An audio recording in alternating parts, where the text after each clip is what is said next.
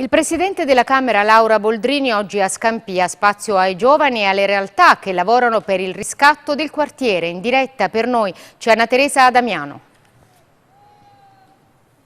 Sì, siamo qui all'esterno della stazione dei Carabinieri quartiere 167 di Scampia, dove la Presidente Laura Boldrini è appena arrivata. Ultima tappa di una mattinata cominciata in un luogo molto importante per il quartiere, la scuola Arci, la scuola calcio Arci di Scampia. È stata la Presidente a dare un simbolico calcio d'inizio a una partita. Ha detto è così che ci si salva, lavorando dal basso, come avviene qui. Questo è il quartiere a più alto tasso di associazioni di Napoli. Ha invitato tutti a Montecitorio, nella Casa della Democrazia e della Politica, ha detto, per superare i pregiudizi, come bisogna superare i pregiudizi su Scampia. Ha auspicato anche una seduta del Parlamento sul mezzogiorno, ma sentiamo subito un estratto del suo intervento, dell'intervento della Presidente della Camera.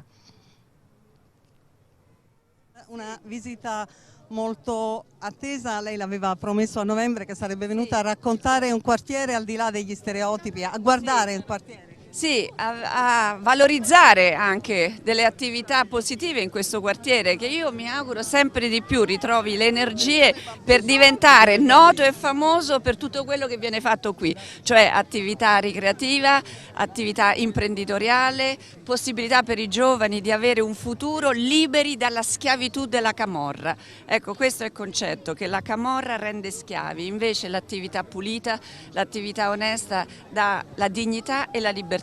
Questi ragazzi qui hanno organizzato veramente un'alternativa all'altra Scampia, e questa è la Scampia che ci piace, la Scampia a cui oggi vogliamo dare merito, e siamo qui proprio per valorizzarla. E insieme alle attività delle associazioni che si organizzano c'è anche l'attività delle forze dell'ordine che garantiscono nei limiti del possibile certamente una sicurezza che è la base per qualsiasi riscatto. Dunque sicurezza, la seconda tappa è stata infatti il commissariato di Scampia, dove la sicurezza è un concetto, un percorso condiviso. Ha visitato la stanza di Alice, un luogo nato per assistere donne e minori in difficoltà, ma dicevamo tutto è cominciato con il lavoro delle associazioni, dal basso. Rosario Esposito La Rossa, Marotta e Cafiero.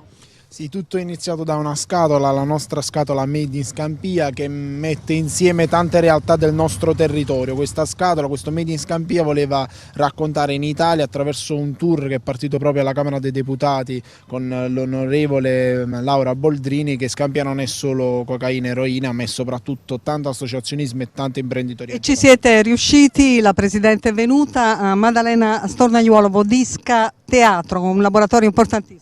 Sì, la Presidente ci ha dato l'opportunità di portare Vodisca, un lavoro di Vodisca Teatro in scena a Montecitorio. Noi ne siamo molto contenti. Parleremo di Lenuccia, una partigiana napoletana. Maddalena Cerasolo, una donna che a soli 22 anni ha combattuto contro i nazisti. Sarà un momento di festa perché ha invitato tutta la cittadinanza, avremo a disposizione dei pullman, quindi sarà veramente un momento molto bello ed emozionante. Un altro momento bello e emozionante e è tutto, la linea può tornare allo studio.